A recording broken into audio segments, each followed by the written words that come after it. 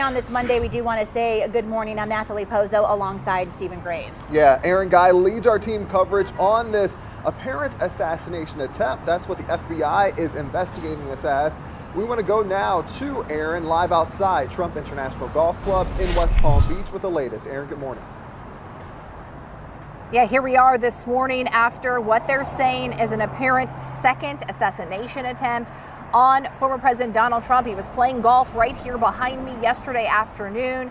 That's when everything unfolded. We can tell you he's waking up safe at his Mar-a-Lago estate. We have team coverage for you all morning long. We have teams all over. We have teams at the jail, also outside Mar-a-Lago, making sure that you are completely caught up on, as you mentioned, the biggest story capturing the nation and the world as you're waking up this morning. We're also digging into who this person was behind all of this. We're going to get to all that in just a minute, but it is Monday. We're all getting up, getting ready for work, school, whatever you're doing this morning, and there's a lot of things going on, from some road closures you need to know about, but also storms later on today. So how can you prepare for those practices and all the things you're going to be doing later on? Let's go to Vanessa Vanette tracking it all for us. And good morning, Aaron. As we head into the afternoon, we'll see some downpours, some high clouds building in by 3-4 o'clock in the afternoon, becoming a little bit isolated, then scattered down into southern Palm Beach County, kind of like yesterday in the evening hours between 3 and 7 o'clock, and 1 or 2 strong thunderstorms will be possible. Also, just in, a coastal flood advisory for the Treasure Coast and a coastal flood statement for the coastal areas of the Palm Beaches because of the king tide. So we'll see some coastal flooding, some minor flooding near the coastal areas today, tomorrow, and even on your Wednesday, and is all due to the king tide. So the first round will happen today in the morning, then the second round around 7 o'clock in the evening. I am tracking some dense fog west of I-95 and the Turnpike in Okeechobee, Belle Glade, even down into the Acreage, Loxahatchee. Some patchy fog, nothing too dense just yet. An hour by hour forecast, some patchy fog in the morning, some high clouds as well. Then more sunshine in the early afternoon hours. Things will be heating up pretty quickly, and eventually we'll see some stronger activity, some thunderstorms between 3 and 6 o'clock in the evening. Rain chances will be increasing, especially Tuesday afternoon. We may see stronger activity outside on Tuesday. More details on your 7-day coming up in about 15 minutes. Yasmin? That sounds good. Thank you so much. Let's start off here with a live look at the Turnpike near Boynton Beach Boulevard, which is checking in clear, but showing you my mask because I'm now watching a brand new crash in Palm Beach County. This is on I-95 as you're attempting to get off heading northbound at 10th Avenue. So you may see a delay there. That's just something to keep in mind. Not seeing any northbound slowdowns, however, right now. Zooming in for an even closer look at West Palm Beach, particularly at Summit and Congress, where we're starting to see some slowdowns this morning. This area is where we find our Aaron Guy, who has the latest on everything happening with what is being called an attempted assassination attack. Aaron. That's right. Good morning, everyone. Thank you so much for waking up with us as we are continuing to cover this major breaking news story unfolding right here in our area, right in our own backyard. As you can see, I'm right in front of Trump International Golf Course. That's where it all played out, near the 5th hole right here behind me. The former president was playing golf when all of a sudden someone was able to spot a rifle through the fence. The former president waking up safe this morning, but so many people waking up this morning saying, how could this possibly happen for yet a second time? Want to get you updated from some things from overnight. First off, Trump himself releasing a statement talking about what happened yesterday afternoon, saying this, quote, "My resolve is only stronger after another attempt on my life. I will never slow down. I will never give up. I will never surrender. I thank God every day for having supporters on my side. On November 5th, we will make America great again." That was a quote from the former president from overnight. Now, to get you caught up, this all happened yesterday afternoon, shortly before 2, right here at Trump International Golf Club. Now, the source tells ABC News Trump was on that 5th hole when they started to hear some kind of a popping sound nearby. Law enforcement confirms a Secret Service agent shot at a potential assassin.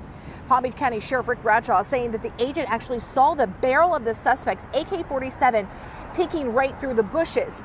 After shots were fired, the suspect took off. Now, the sheriff says this is when it was a witness. This is key here, an integral part in this investigation. It was a witness who helped in this investigation, apparently saw that suspect get in a vehicle. They were able to get a description and a plate number, so helpful for law enforcement. They issued a BOLO, or a be on the lookout for. Authorities were able to catch up with that suspect along 95 in Martin County. As it was headed into Martin County, We got a hold of Martin County Sheriff's Office, alerted them, and they spotted the vehicle and pulled it over and detained the guy. Yeah, Martin County Sheriff William Snyder also saying the arrest was a success. Of course, these agencies having to work together here, saying he's thankful to the men and women at the sheriff's office, thankful the incident ended safely. I mean, think about it. They're stopping a car.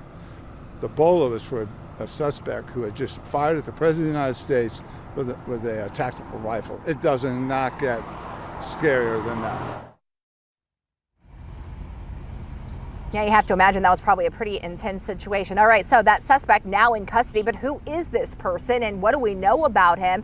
His history, his past, and where is he from? Let's go to Taylor Hernandez. She's actually live at the jail, which, to put it into context, just about a mile away from where we are right now outside Trump International. Taylor, you have more on the suspect. I do, Erin, and you make a great point. We're only about a mile away from each other. All of this stuff happening really close together right in our backyard. But let's get to that suspect. His name is Ryan Wesley Routh. Now, we don't know a whole lot about him, what his background is, what his motive might have been, but we do know he is here at the Palm Beach County Jail. That 58-year-old suspect recently lived in Hawaii and also in North Carolina, but most recently he lived in Hawaii. It's unclear, though, when he came to Florida or how he knew Trump was golfing here in the first place. But take a look at this evidence that Sheriff Rick Bradshaw says they found where the suspect was pointing his gun. They say that suspect had an AK-47 style rifle with a scope, 2 backpacks, one of which had a ceramic tile and GoPro inside. It appears this stuff was left behind as Routh started running off. Overnight, sources telling ABC News that authorities are expected to file charges in a matter of days, but those exact charges are unclear. However, Palm Beach County State Attorney Dave Ehrenberg says they will be significant and he will remain in custody. They have some very serious sentences for attempted assassinations, for terrorism. They also have federal gun charges that could be utilized here. So this guy's going to be in a whole world of hurt. Also new this morning, sources telling ABC News that authorities are looking into whether Routh had grievances related to Trump's position on Ukraine. Again, Routh here at the Palm Beach County Jail. We do not know when he will be making first appearance, Aaron. We do not believe that is happening this morning, so we are still waiting on official charges and his mugshot. I'll send things back over to you. All right, Taylor, thank you. We'll check in with you throughout the hour. Meanwhile, we're getting political reaction from both sides of the aisle after this all unfolded yesterday afternoon. I want to start with President Joe Biden reacting, releasing a statement saying in part he is relieved former President Trump is unharmed, and he has ordered his team to make sure that the Secret Service has every resource available to keep him safe. He also says in part, quote, there's no place for political violence or for any violence ever in our country. Now, Democratic presidential nominee and Vice President Kamala Harris echoing this statement, but issued her own. She says she's thankful Trump is safe, saying in part, quote, I condemn political violence. We must do our part to ensure that this incident does not lead to more violence.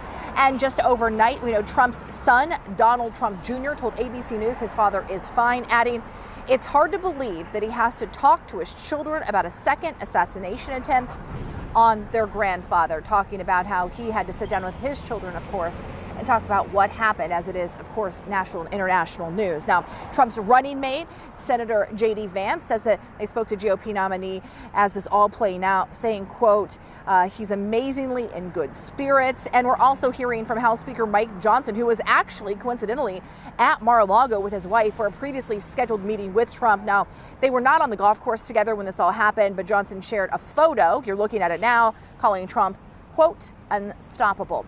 Meanwhile, here in our state, Governor Ron DeSantis also ordered the state of Florida to do an independent investigation about what unfolded right here behind me, just feet away on the golf course. In a post on X, he said this, want to show you. He says, quote, the people deserve the truth about the would-be assassin and how he was able to get within 500 yards of the former president and current GOP nominee. Right now, the FBI is leading this investigation. They're working, of course, as Taylor was mentioning, to figure out a motive.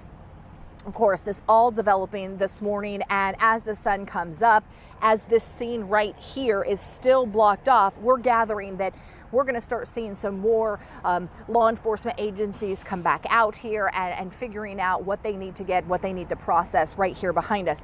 Meanwhile, We don't know exactly what charges are going to be filed, but we do know a lot of people talking about the security around the former president. We're going to check in to Mar-a-Lago coming up in just a little bit and what it could mean for all of us. Until then, Nathalie and Steve, we'll send it back to you.